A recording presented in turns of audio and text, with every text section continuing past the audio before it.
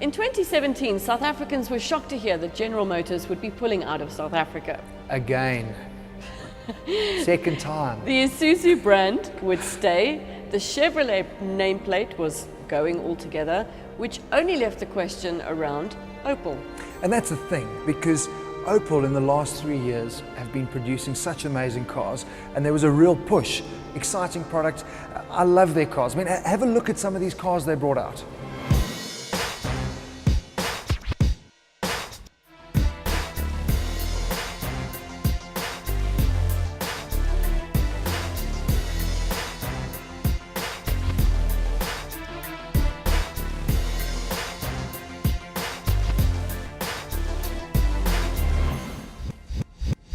So everybody breathed a sigh of relief, especially Marius, when it was announced a couple of months later that the Williams Hunt Group would be taking over the Opel brand in South Africa. And that's significant, Lindsay, because I mean, it's always been associated as a dealer, and now obviously they'll be operating as the importer. So there's that feel-good family vibe. They know the business. Absolutely, and they're owned by Unitrans, so it's a massive group, and it's great to see now the first product coming out of Opel under that new distributorship, the Opel Crossland X. The so-called floating roof and sculpted sides immediately call the funky Adam to mind. But look closely and you'll see that the Crossland is a much more conventional design. In fact, as MPVs/crossovers go, the now defunct Meriva was far more progressive. The rear is easily the most interesting part of the new Opel, with trapezoidal taillights that separate the tailgate window from the bodywork and extend around the corners of the car.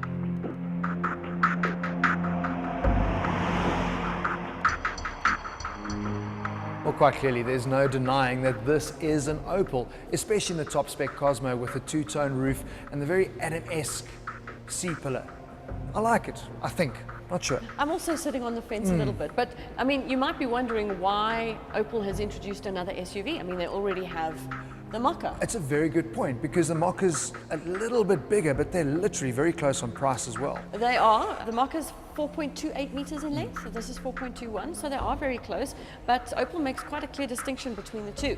The Mokka, they say, is more of a sporty drive, it's about that ruggedness, it's got higher clearance and bigger tires, whereas the Crossland is more about the family, it's more about style and practicality.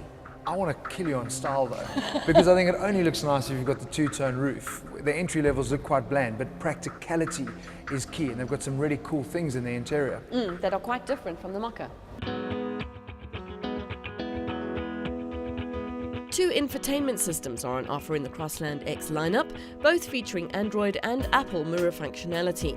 The entry-level and Enjoy derivatives are fitted with a 7-inch R4.0 IntelliLink setup, while this range-topping Cosmo version is equipped with an 8-inch Navi 5.0 IntelliLink infotainment system, which includes features like SatNav, Siri voice control, the ability to connect up to 10 phones, and 2 USB ports, just for Marius. The rear seats can fold flat in a 60-40 split, and they slide forward or backward by as much as 150 millimeters. Even with the seats all the way back, there's 410 litres of boot space, but this goes up to 520 with the seats slid forward. That for me is the best feature with the Crossland X. I mean, it clearly defines it and makes it very different to the Mokka. Practical, convenient, it's something you are going to use. Great feature. Well done. Absolutely, and the other great thing about it is that the spec comes in right from the bottom of the range, 260,000 Rand car. Really good spec, and it just interior-wise feels every bit an Opel. Until you drive it.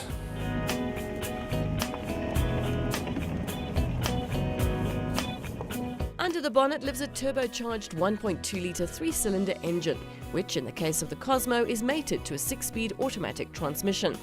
With 81 kilowatts and 205 Newton meters on tap, there's adequate shove, and the auto helps to keep you in the optimum torque band for decent acceleration and overtaking response.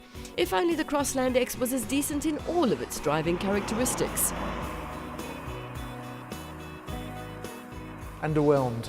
I hate to say it as an Opel fan. It's just it isn't the Opels that I've enjoyed driving in the past. We've always forgotten that this is actually a German brand that build integrity, the ride quality. Solid and sturdy. It just doesn't feel like that. I mean, and this car is actually essentially a 2008, and I don't remember the Peugeot being that crashy and the front and rear end just feeling a bit disconnected. I'm underwhelmed. Yeah, to be honest, I would rather buy a Mokka for the price differential between the two. Good call. Yeah. Less spec you'll get, obviously. Yeah. But ride quality. Oh, I kind of look at it and I'm going, unfortunately, I'm not putting a tick, but I'm putting a cross or an X. well, the Crossland X. Well, look, this happened. The Crossland was developed when Opel and Peugeot were separate.